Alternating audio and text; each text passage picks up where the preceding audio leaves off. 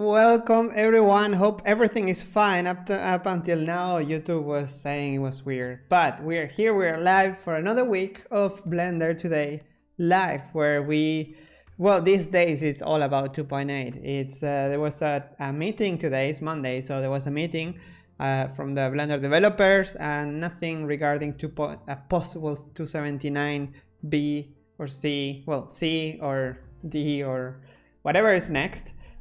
So everything is focused in Blender 2.8. There has been some great additions last week, especially regarding the new engine, but basically it's the new solid mode of solid and texture and everything else that is not a render engine per se, like EEVEE or like cycles, more like the system that you're going to use when you use 2.8.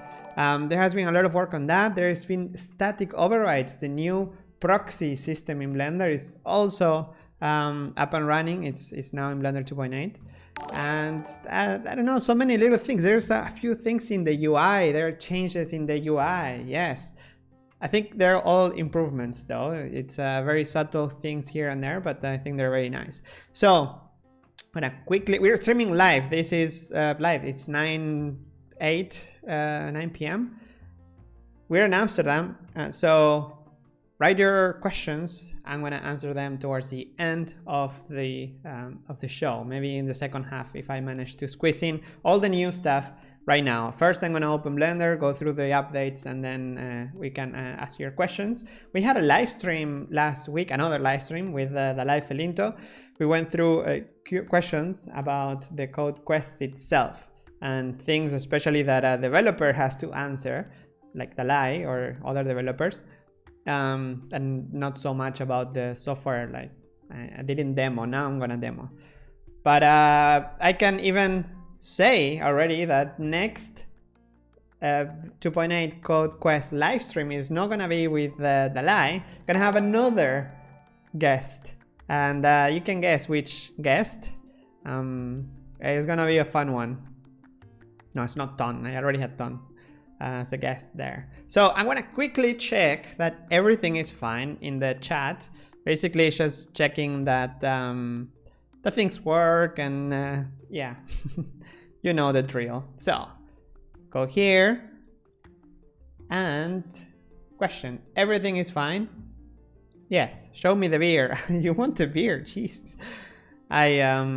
Cheers. I am having yet another IPA. Yes, everything works. Cool. Oh, because the questions are already coming in. So let's see how it goes. So the code quest, there has been a meeting today. So if you want to learn more, in the lists, there is the mailing list. You can subscribe. And there's the BF committers, which is for the developers, the actual committed people that can commit stuff. There is the archives, and if you order by date, you will see the last one here, the live Felinto meeting notes. So nothing new regarding 279B, like I just mentioned, and there has been quite a few things regarding the 2.8. Actually more 2.80, which is the first release of the 2.8 series. So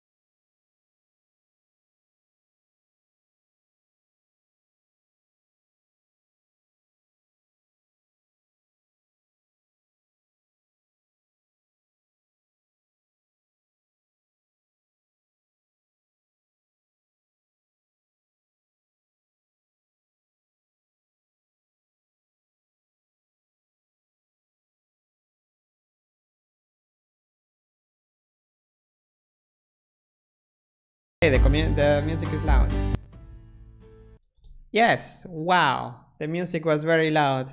So it seems like VLC didn't like it. It reset the size, the volume.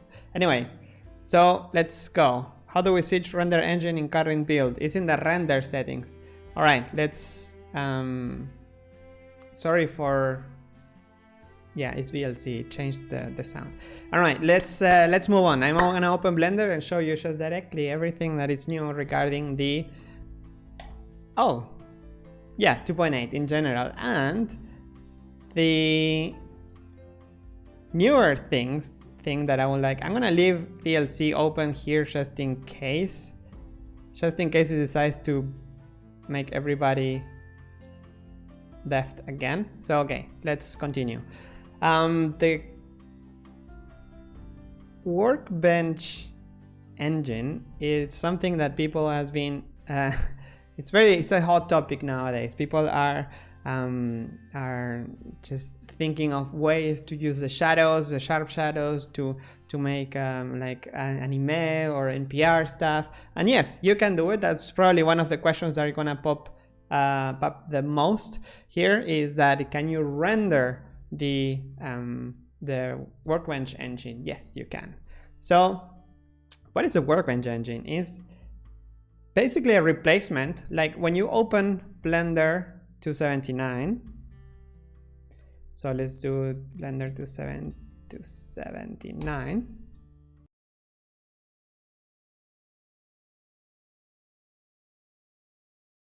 Solid mode, you're in this viewport shading. This viewport shading is basically like the simplest way you can work on, right? You don't need to see it in a lot of detail. You can maybe preview the textures, yes, with the old texture solid. You can enable it, and then you can also have a matte cap. You can have a few things here. But if you decide to see how does it look in the render, then you can go to the viewport render, and then you see Blender internal, or you see cycles, or the engine that you have specified. So this is basically how you draw and how you work. That's why it's called the Workbench engine. So that engine, maybe it shouldn't be called engine, but internally it is an engine. It shows how you render things in the viewport. So the use for the Workbench engine, I think it's going to be similar. It's going to be the same, but people are already saying some of these new things, like the sharp shadows, for example, that are very useful for rendering. Okay, the song changed and the music didn't go up. Awesome. Okay, some of the things that are useful for example, here I have a sharp shadow. This is made by the Workbench engine, and it's very specific use. It's mainly for example, for seeing the actual geometry touching the ground. Yes, this shadow is actual geometry. Some people were saying that it's slow. Well, it is slow because it's not optimized yet, but it's also slow because it's actual geometry. That's why you can trust that only when it's really touching it, it's gonna be precise. Something you cannot get with EEVEE right now. And also that the shadow, it's just like one lamp. It's not one lamp, one light source. This shadow is not coming from the lamps. You see, the lamps don't do anything. For that you need a different kind of lighting, which is like the scene lighting. To control the shadow, I'm gonna delete this lamp just to make it more simple. To move this shadow around, you do it for the time being, you do it. Right now it's a bit hidden because you have to change your render engine to Workbench, and then in the render settings here, there is this little ball, but this is gonna change. This is not how it's supposed to work. Yeah, just to make that clear, because it's very unintuitive right now that you have to change the render engine. Why? If I want to render with EEVEE, that option should be somewhere else. For the time being, most of the options are being changed via these new overlays pop over, which if you disable all overlays, this is basically like the old only render. Remember in 2.7 it's only render when you want to hide everything. In 2.8 they are called overlays, so everything is a bit more organized. Before in only render it would only hide few, that depends on which mode you're on, it's gonna hide it, but it wasn't really a global setting. Right now in the Blender 2.8 you can hide the overlays, you can even hide a new thing like this red thing that follows you around, the 3D cursor. You can also disable it now in 2.8, which is big, it's huge, because a lot of people were complaining about it, or there was even an add-on to hide it. Okay, there's no need now for any add-on, this is in Blender itself. Then well, the outlines, but I think that one is not, no, it's not yet implemented. Relationship lines, face orientation. So for example, instead of displaying the normals in the, like, instead of displaying like a line coming out of the faces, there is this this face orientation, which if we invert the normals, it's gonna show red for pointing inwards and blue for pointing outwards. So it's a bit more clear at a glance to see what it does. Then you have things like the grid floor, or you also have oh, 0 weights active. Okay, this is all the settings from the previous from the how it used to look before. I didn't know it was already implemented. That's pretty nice. So the way it works is you on the top, the more global overlays are displayed, and then the more you go down, the more specific it gets. This is specific for that mode. If I go to object mode, you only see a certain settings. Then what else? Overlay. So this is just for the overlay. This is all the things that appear on top of your mesh.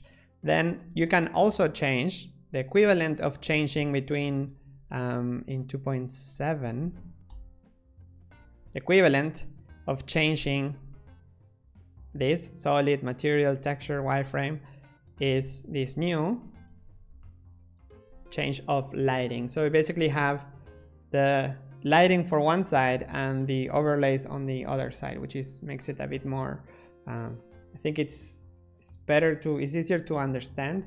Instead of enabling things like texture, but then the texture or shadeless, you could have both enabled at the same time. While here you can still do it.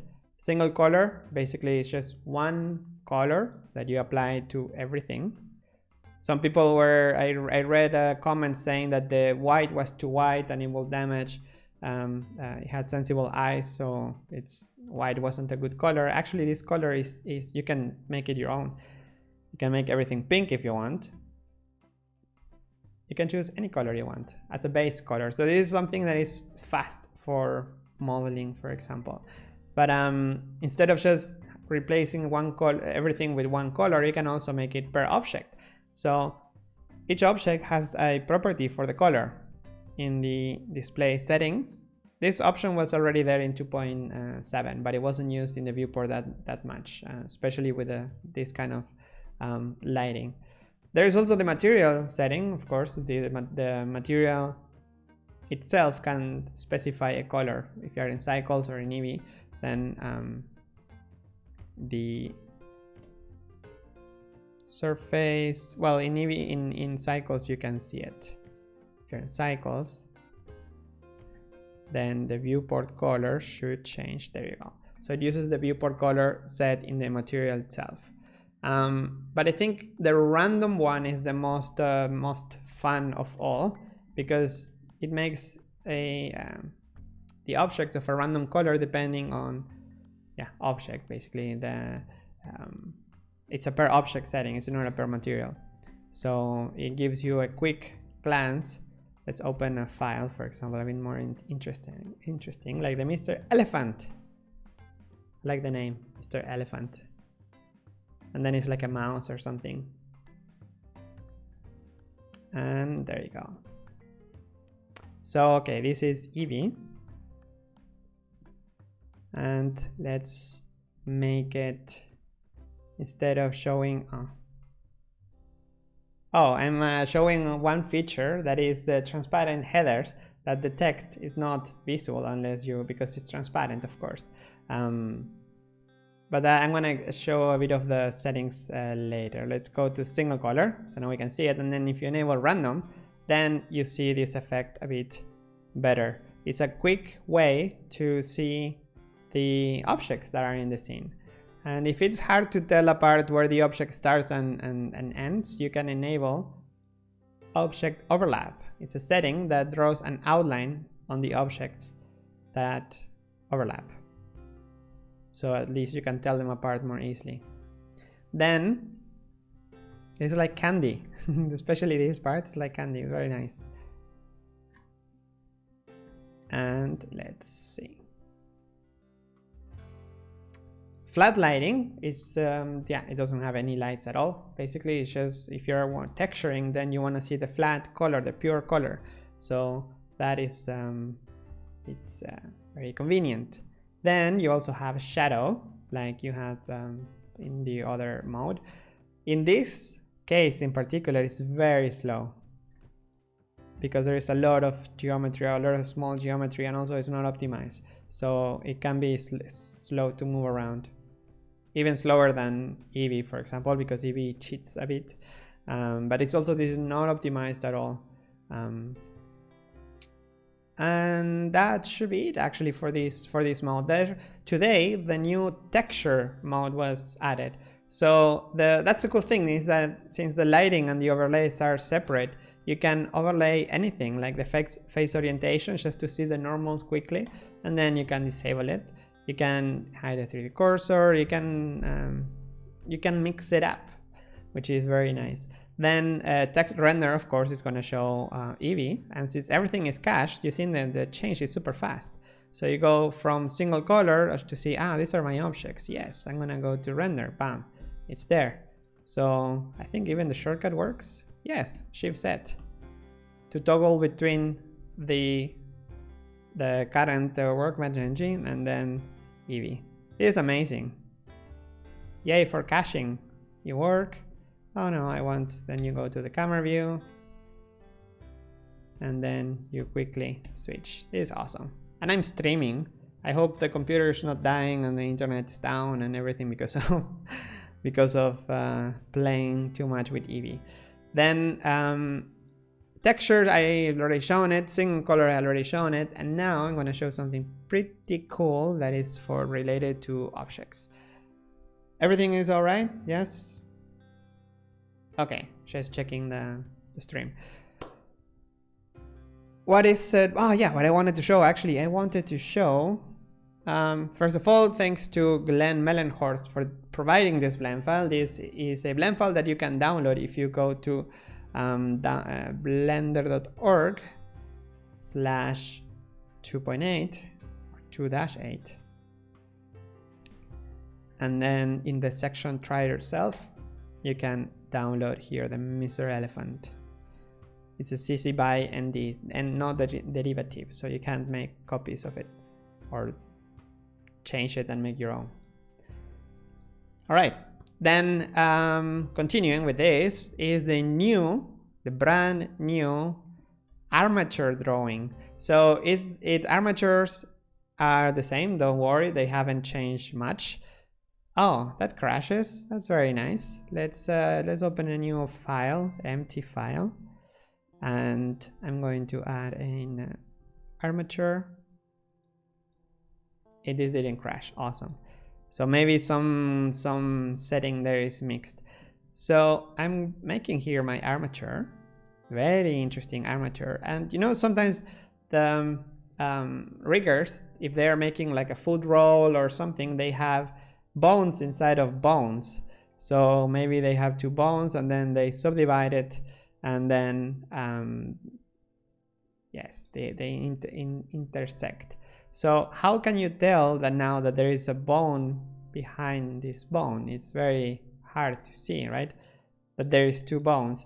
In 2.7 you will have, well, you have to switch everything. So if you want to see if there is another bone behind this bone, then you have to switch to wireframe all the time. And when changing to wireframe, everything changes to wireframe. So you don't, maybe you don't want everything just to see your bones in there. So in Blender 2.8, because everything seems to be better, getting better in 2.8, is that you have this setting that is called, it's an overlay, it's called transparent bones. So you can actually see through the bones there, which is awesome. It saves you from going into wireframe when you're dealing with bones, when you're making your bones. Also, when you're editing your bones, you can see through them now. So that is pretty neat. It makes it a bit more, it's saving you a click, basically saving you the going into wireframe and back. And also, I don't know if you see it, but the outlines are very nice, are anti-aliased.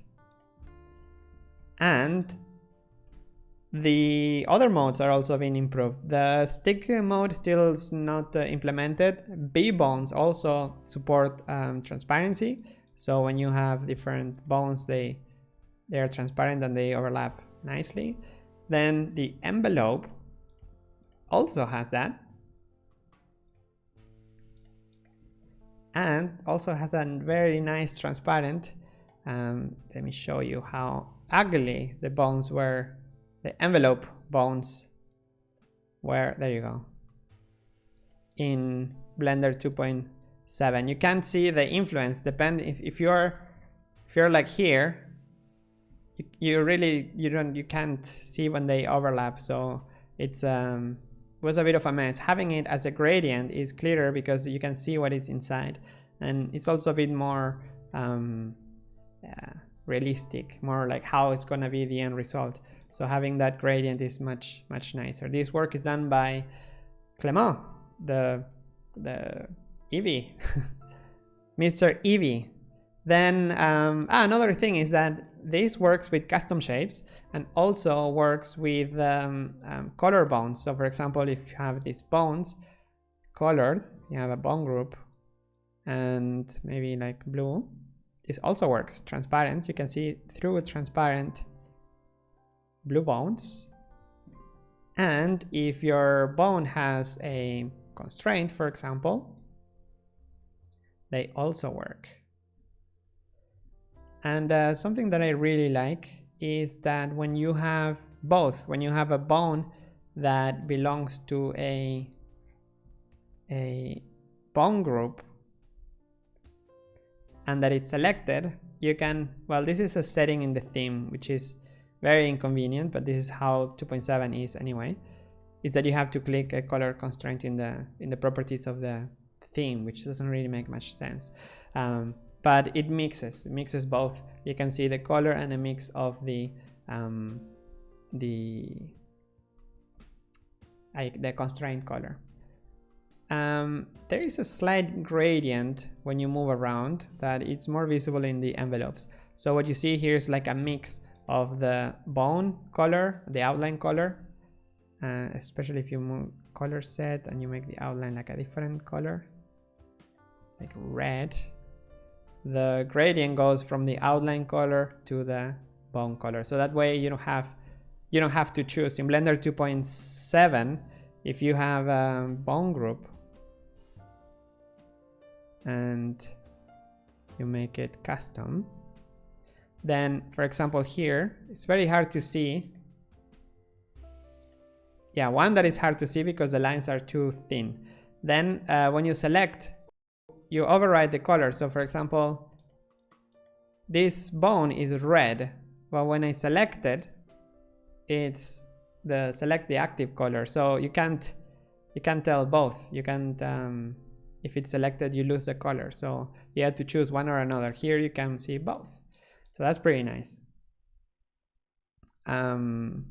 What else? I think I've shown everything here about regarding colors. If you have any questions, let me know.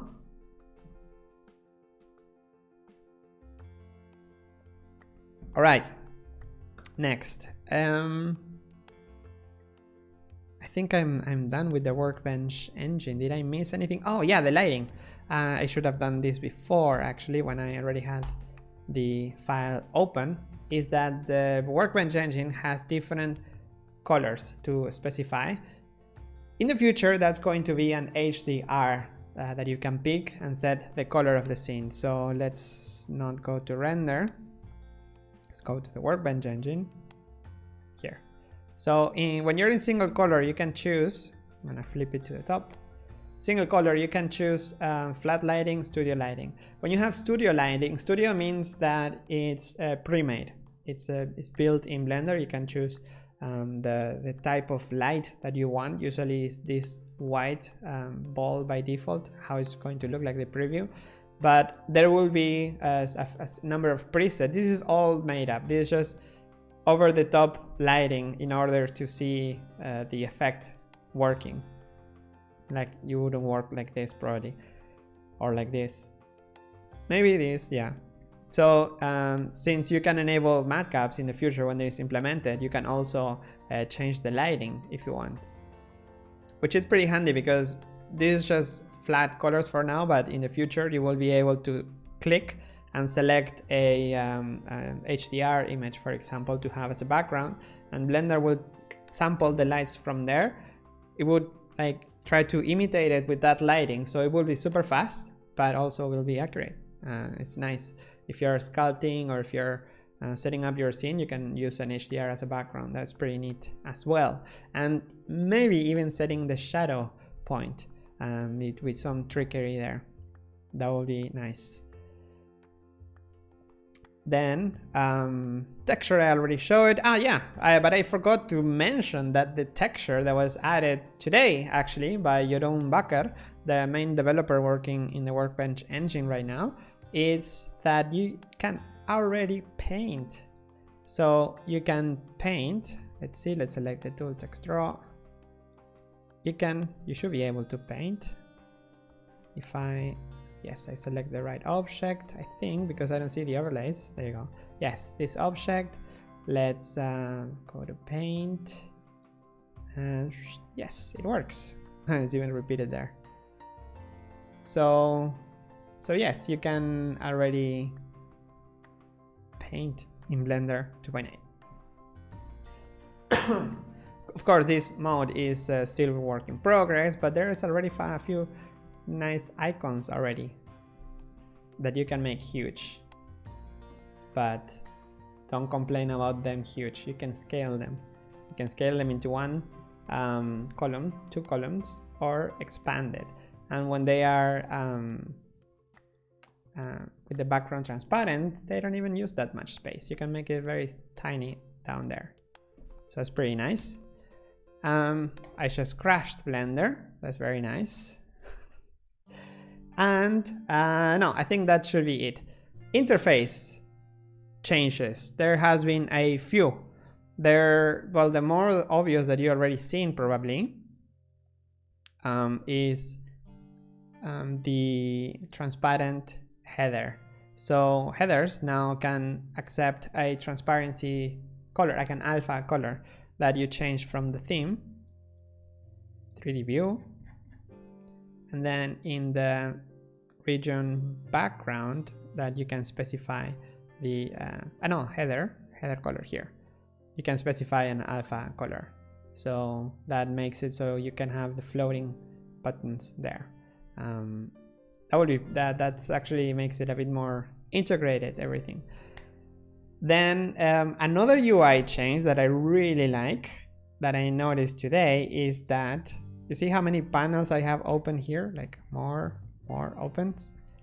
There are lots of panels, but where is my scroll bar? Well, if you mouse over, it's right there.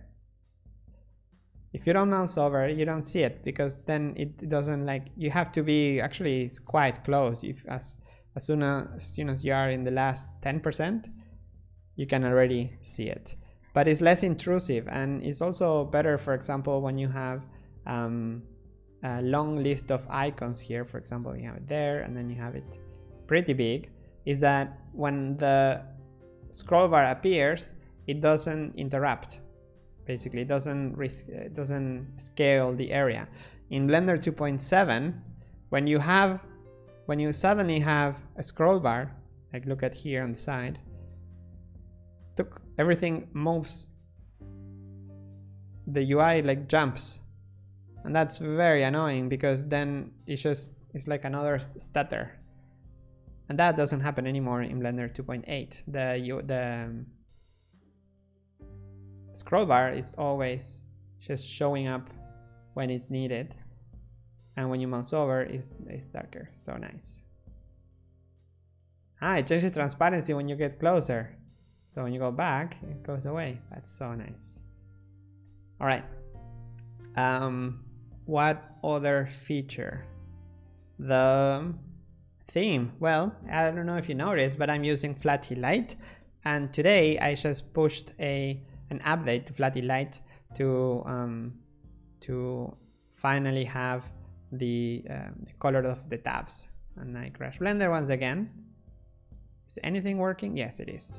I still have to style the motion tracking. All right, but the tabs are now styled, which is something that I was missing before. Then what is other? I have a little list down here. Let me check. Here it's the Workbench textures, the Armature. Oh, the default value. So when you're, for example, transforming a object, and in Blender 2.7, when you, for example, transform something and then you delete the value of this, you change the location, you delete it and press enter, it will go back to the same value. So it's kind of annoying, right? Like you want to get rid of this. So the new way is that you can when you delete it, it will go back to the default value. So the default value is not set for many of the properties, but the default value is the one that you right click and you set reset single to default value. So that way it won't go back to default only for that one property, which is a very nice addition. It was added by Dalai Felinto. What else? Because there has been a few, that's why I had to write it down. Updated Flatty Light and the task force, the transparent header, the overlay scroll bars I already mentioned, and that should be it, I think. There is also static overrides that I could show, but basically there is a video that I made that shows it with a character, but it works exactly the same. It's in the Blender Developers YouTube channel, which is in youtube.com/BlenderDevelopers.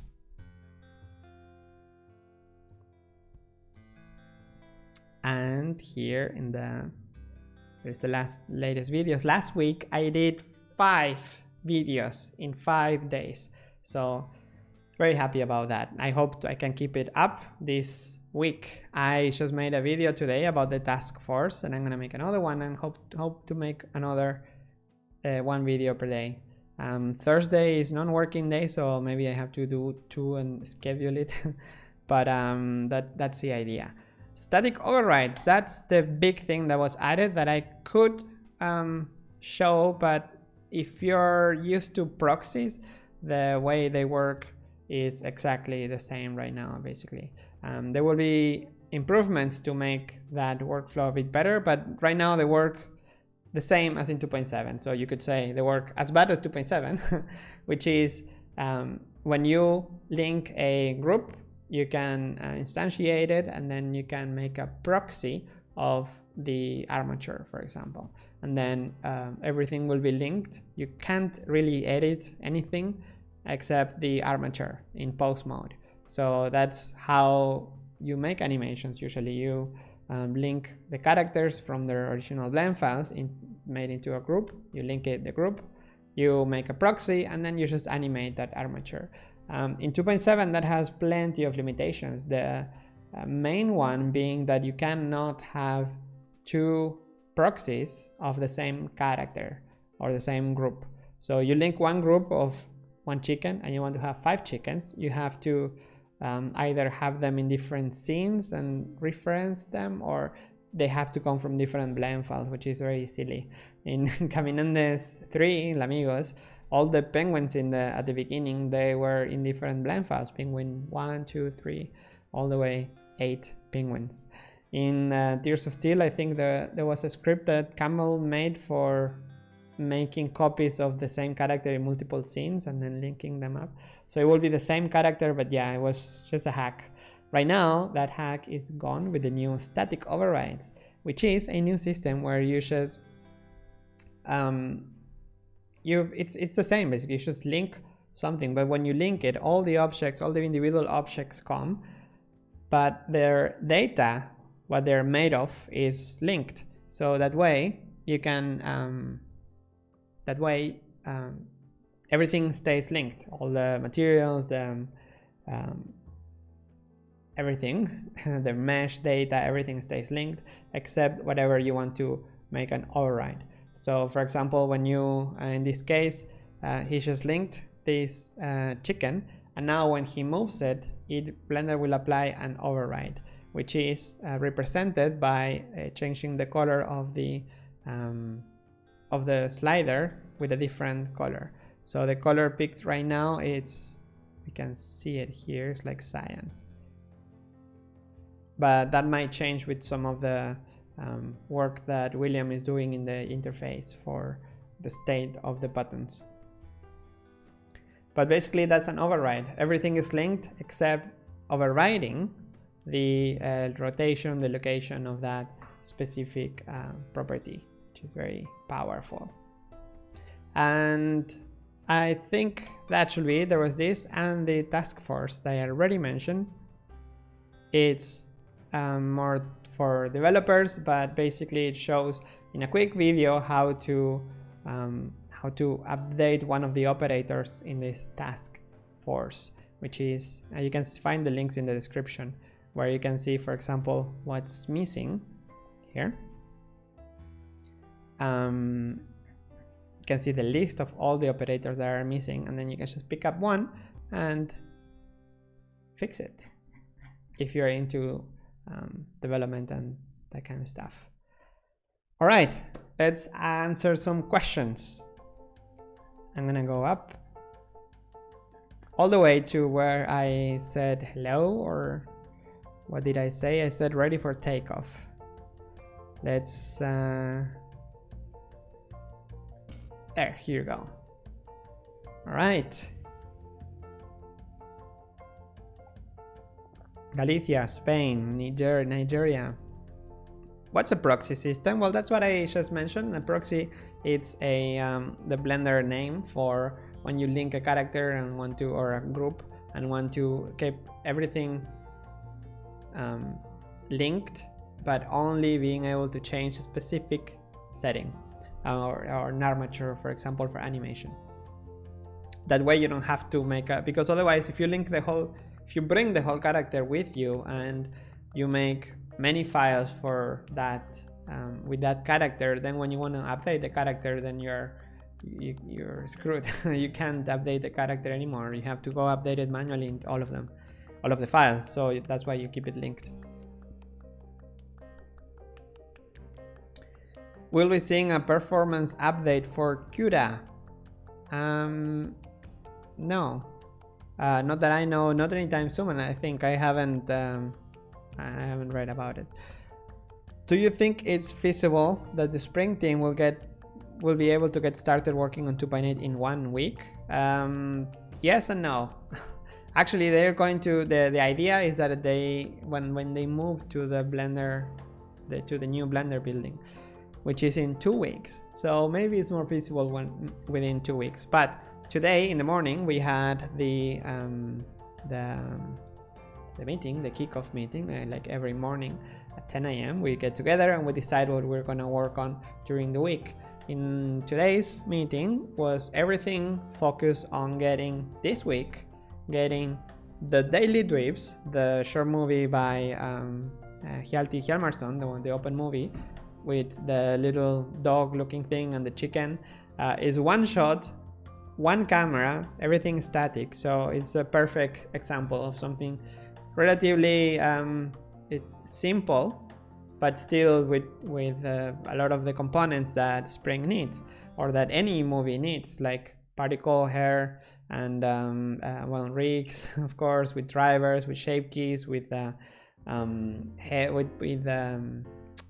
grass, a bit of everything. So the Daily Dweebs, that file, that actually what we are using, it's in the file that we are using as a reference. It's in the Blender cloud, actually. If you go to Daily Dweebs and assets and production files, production file.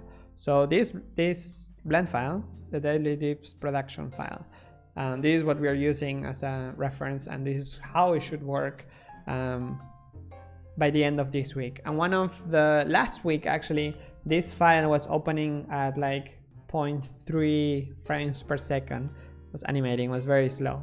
And today it was more like 4 or 5 frames per second, and with simplified, like the same way, it was playing at the same speed as 2.7, which is great because there has been no optimizations done pretty much in the viewport, like very heavy optimizations, and not also in the dependency graph. Or right now the focus is that things should work, and then performance will be done later. It's very important, of course, but it's great to see that it's already working in a state. There are a few modifiers that are missing. So this morning Dalai went on this file. It made a little script where it will print all the modifiers used in this file, and I think half of them are already implemented in Blender 2.8 with the code with copy on write argument, and the other half are missing, I think, or maybe, yeah, something like that. There were a few missing, like lattice is there, armature is there, mirror is there. So many of them were there, but just a few of them were missing. Some simulations one. Next, will the EEVEE, will the billboard particles be implemented in EEVEE? No, I don't know that one. Everything seems to be fine. Thank you. I appreciate when people say that everything is fine, just in case. YouTube has a delay. Well, Twitch works. Can you explain a little bit how do you see the top bar working when you're using other editors like EEVEE or VSE? It seems like focus on the tools that are active in the 3D view. Yeah, because you have to start somewhere, right? And the most important editor for the time being is the 3D view. This is where things should work right at the moment. For example, sculpt mode already has some tools. The icons are designed for this. Some people were responding angry, like, you shouldn't work in articles, you should fix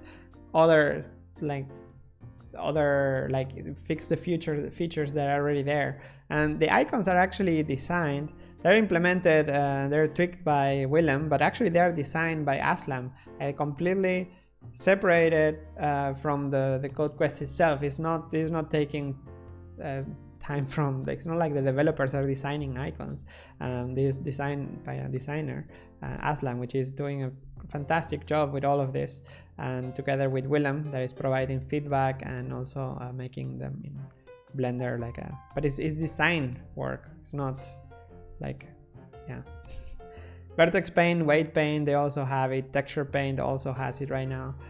So there is a few cases where you can already see this working. But you were asking how does it look in other modes? Well, if you're in the sequencer, for example, they don't. If you're here in this sequencer, they don't show up. Yeah, maybe I can add an image,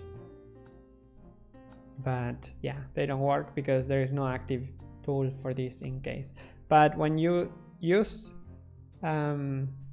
certain tools, right now the last operator. Remember that in 2.7, when you do an operation, like whatever, like moving, the settings are displayed here in the toolbar at the bottom. Well, in 2.8, that is displayed on the top right corner for the time being. Maybe that changes, but basically you can, once you do an operation, you can repeat it or change some settings from here, which is, I think it's a big improvement, because when you're editing things, maybe in the image editor, let's see, if you're unwrapping a mesh and then you're moving things here in the say you have this hidden, let's see,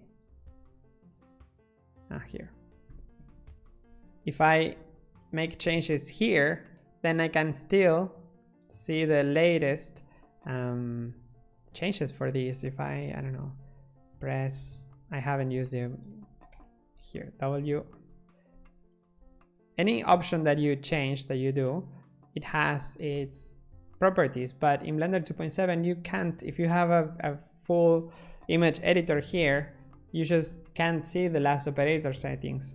So I think it's a good change that it was added up here. And in the future, when more operators, for example, if you're doing remove doubles UV, this operator has important settings, has only a few, but there has like the merge distance, which is, I think it's important, especially when it only has a few settings. So this one will get flagged in a way that will be regarded as more important, and then their options will appear here. So that way, in any mode, if you're, like we were saying before in the sequencer, if you are, any operation that you do that has important settings, they will appear here in the header. And if you don't like it, you can also always collapse, and then you have more room, just like in 2.7. That won't change. But this is also per workspace, so maybe in the workspace we can be set which settings you're seeing and everything. Okay, next. Sad music. Yeah, this is when I put the music, sorry. What is the song? The song is from Blue Dot Sessions. Very nice. It's Creative Commons. How do we switch render engine in the top bar? No, in the current build. You see, you change it in here. You change it where it most makes sense. Where would you change the render engine? Well, in the render settings. We have properties for that, so it completely makes sense to choose the render engine in the render settings.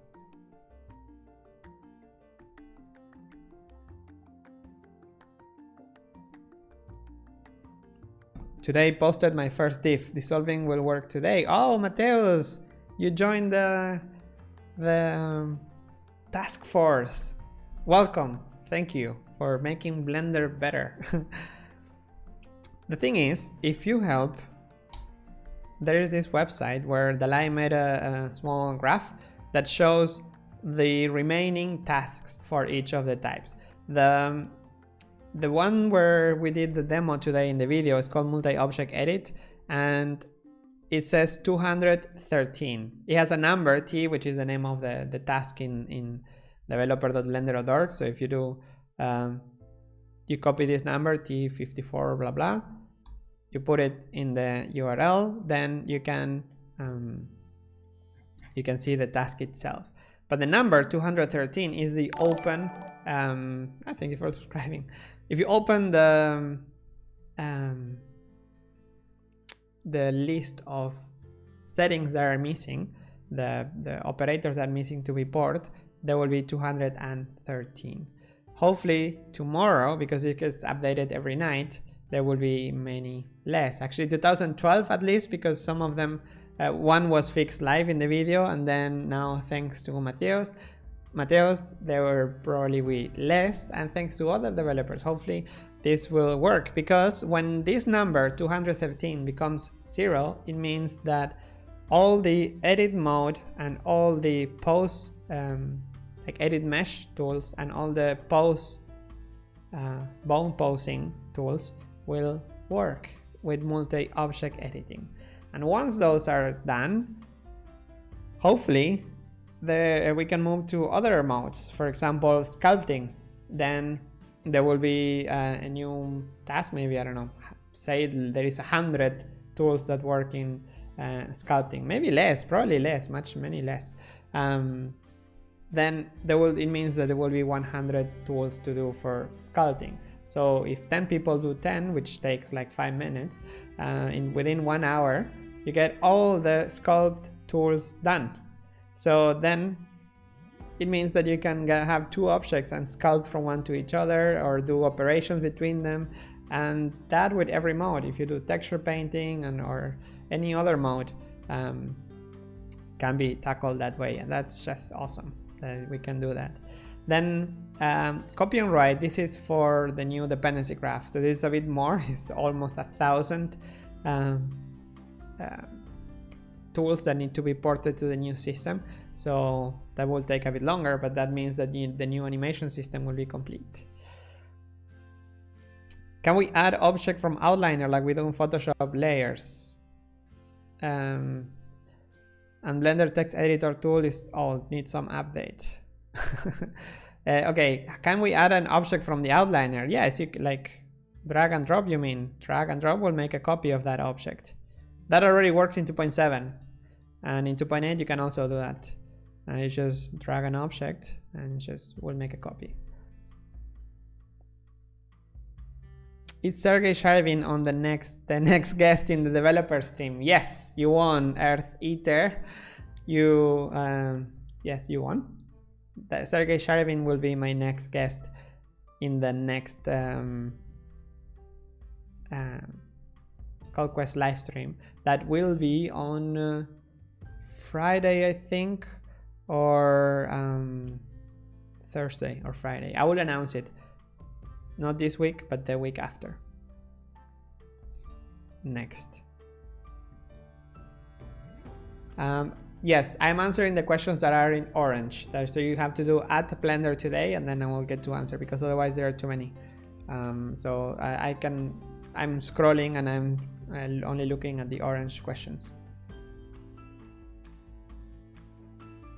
Do you have any plans to hire guys who's working on hard ops or text tool? Implement those add-ons in future Blender releases?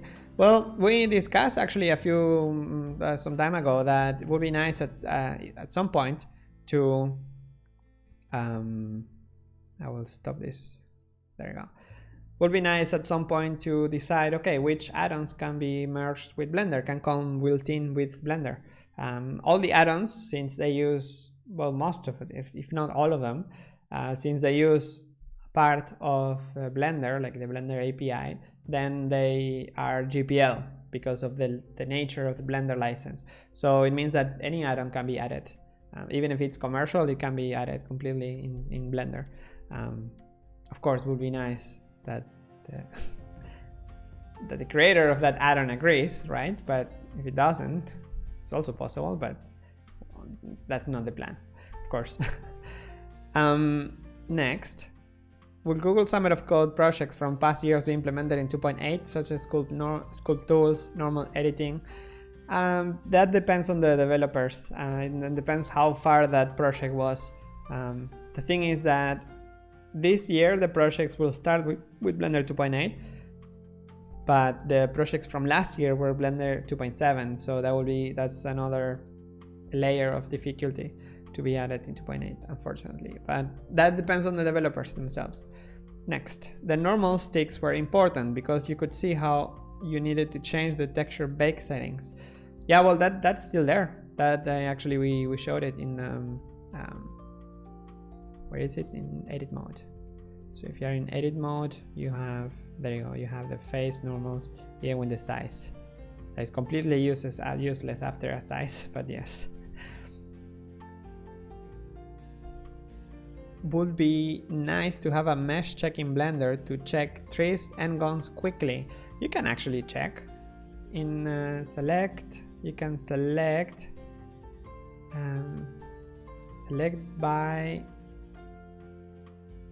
by sides, and then in the settings you can select by a number of vertices. So if it's 3 vertices, then it means that it's a triangle. Then you can choose n-gons, and you can select by type. And I think there is an add-on also to do that kind of things, to check on triangles and n-gons. You should, like, as an experiment, you should just go. Okay, I'm gonna disable these normals because they're ridiculous. Eek, making it a bit worse. You should check the select menu. It's awesome. I always find new stuff there that I've never thought of. Like, well, like the loose geometry, or like the select similar. You can select similar based on the amount of faces around an edge. Like, awesome. That is very nice if you want to find like pole vertices, the ones that sometimes make like a pinch in the geometry. That's very useful. Next. I love the random colors. It will be very useful to have an option to bake those colors for an ID map. That would be pretty nice. Yeah, definitely. What is going to be the functional difference between material and textures? Or is the texture mode only for displaying UV maps? The functional difference is that texture displays the active texture of that material. So for example, in this case, this sofa here has in its shader, it has one image that is selected here, and it doesn't have a color. Actually, well, a color, and it doesn't have a color image like a diffuse image. It's using it from the principal BSDF. So it's basically just a normal. In this case, it's selecting this, but for example, this object behind here has a number of images, and depends, the one that is active is the one I'm going to preview here. So for example, here show the tiles, here show the normal map, and this is the pattern. So whichever you have active is the one that you're going to see and that you're going to paint on. When you switch to material, it will show the result of the material. So basically all of the textures combined. That's the main difference. Texture shows one single active texture per material, and material shows all the materials, basically. The result of that material. Orustam will be able to change roundness of an editor window. No, not of an editor window, but you can change the roundness of many things now. I don't know if people are aware, but in 2.8, the theme options include roundness for everything. So you can make everything completely round. So for example, you can, well, round if you want, but you can also make it square if you like. The number field round, this round, the checks here are round, boxes, well, everything. Basically, this is how you make it look like pills, like the old Aqua in Mac. Or you can also make it square, round 0, and it will mean it will be like an option. You make it and then it's a square. So it's more like a old Windows Metro. Steppenwolf, any plans for PBR texturing solution like you see in software like Substance Painter? Yes, there are ideas, but there is no development plan yet. But the texturing workflow in Blender needs work. Will the Blender UI look more like in the concept arts you showed us in the future? Love the simplicity of some of them. Well, yes and no. If you go to any of the mockups that are done, especially if you open called Quest, there is, let's see something with People are all talking about the defaults and the industry standard. There is a task about making a key map, an optional key map for Blender for people coming from other softwares. We call it the industry standard key map. So people, when they switch from another software, they could pick this key map and basically have more industry standard like keys. It's an option. It's not the default Blender key map. Blender key map is different. It's its own. It's a Blender way of doing things. But this industry standard key map will help if you're working in a studio and you're switching software all the time, or if in your team someone decides like, hey, let's try Blender, and not start fighting with it because of the shortcuts immediately. So that's why this industry standard key map. And the way it's being done basically is listing all the main applications out there and then seeing how they work and which one is going to and see what's the winner basically based in all of this. So everybody orbits the viewport with Alt left mouse button, except Max that uses middle mouse button. So in this case, the winner industry standard is Alt left mouse button. But that's it. It's an option to help other people come into Blender. Martin says, oh yeah, about the simplicity. I was actually looking for a task with designs, and I'm missing. Let's see, William has been answering everything. So there you go. Branch UI define, UI design. So I think what you mean is this, how simple this looks. The theme is very nice. I think we go with a theme similar to this. Then the fact that it's simple is also because it's incomplete. There are many things that are missing here. So that's why, of course, it looks simpler. There are settings that are missing, but I think something like this would be pretty nice. It's very flat, it's like simple, and you can achieve something like that very similar in Blender if you play a little bit with the gradients and the settings. Next.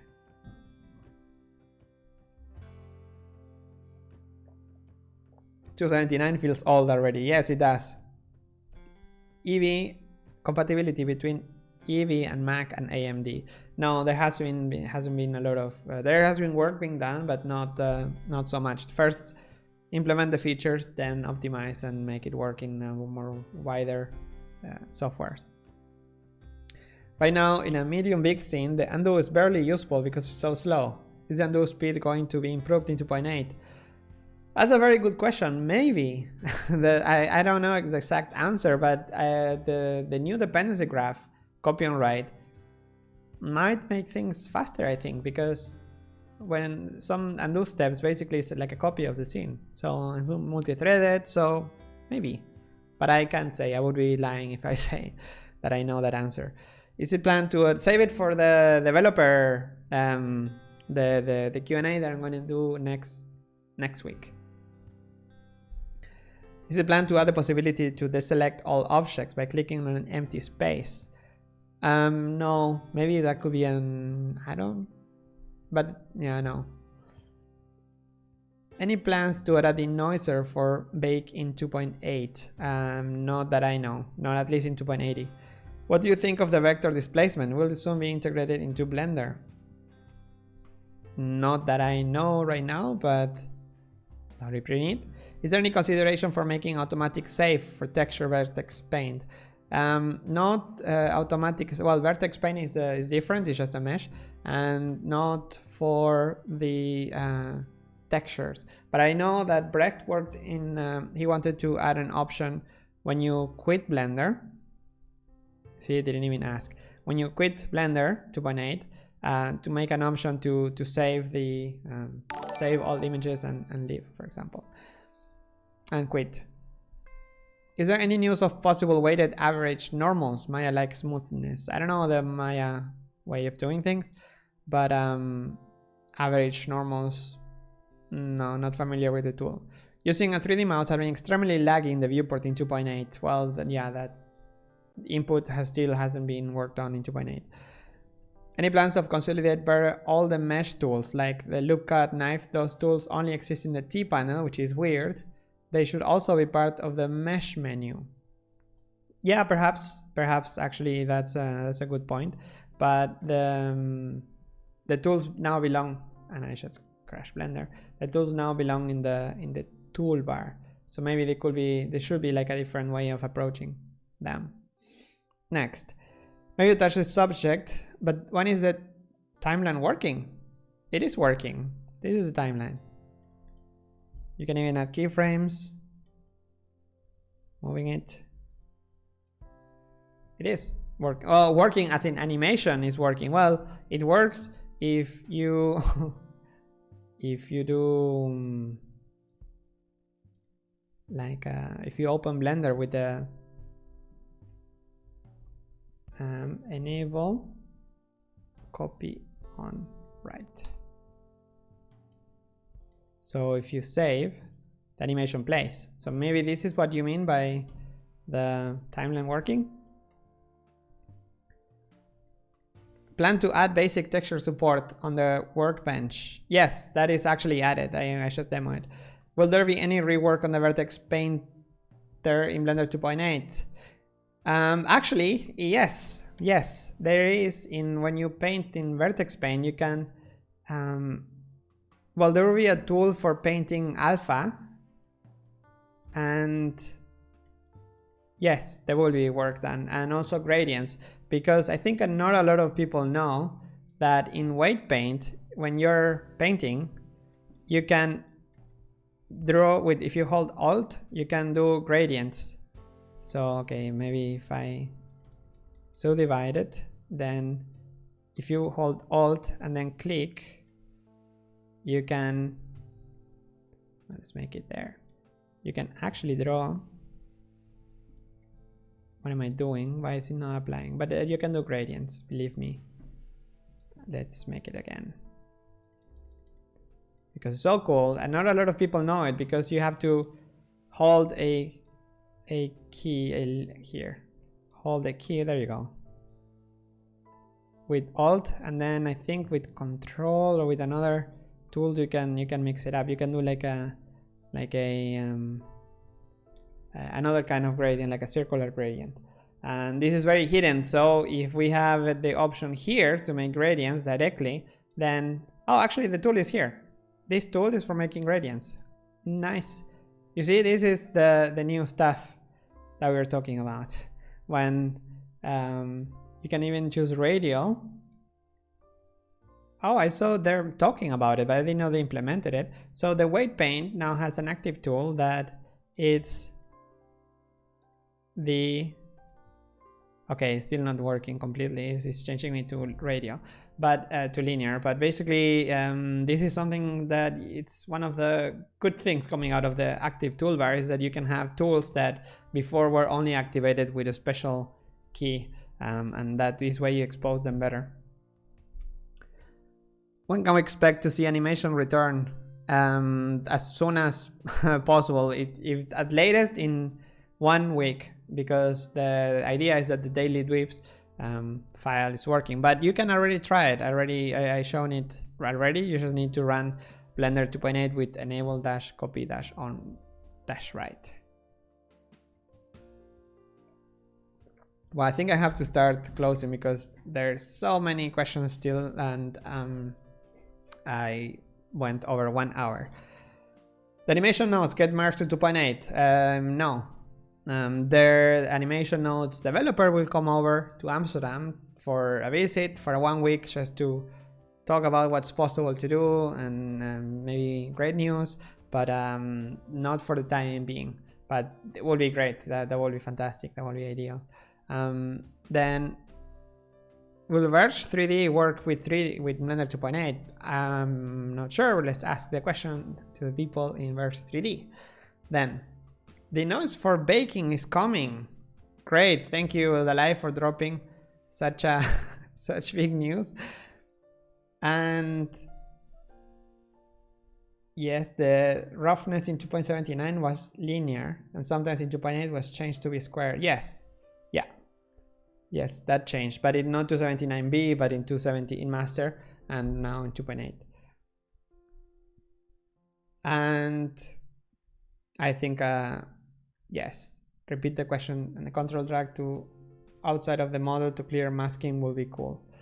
Okay, I will start closing. Thank you everyone actually for just tuning in. I didn't know there were 300-400 people already. Jeez, it's getting we're quite a few. It's like last week we were 500, which is the total of 2 Blender conference together, which is insane. So okay, I'm gonna wrap this up. It's about time. It's 15 past 10. Within 1 hour I have to start the other live stream that I do in Spanish for my Latinos and Hispanic friends. So I will wrap this up. I hope you had fun. I hope you discovered something new. The Blender 2.8 Code Quest is going great. I think it's doing what it was supposed to and much more. There are a few things that were not even planned and they're happening. So that is very, very, very nice to see the community very supported about it. And it's all thanks to the community, really. It's you've seen the numbers, the financial support and the support of the community for this project has been insane. The financial support was twice as expected, so even more than the commercial sponsors. So it's a community effort. Thanks everyone for tuning in. I will see you again in the next week if we are everything under control. I will try to be on time, unlike this time. Now it's time for Gillet to make the operation, and then if you're wearing headphones, lower the volume, because I like to go in style. I will see you everyone soon-ish. Bye bye.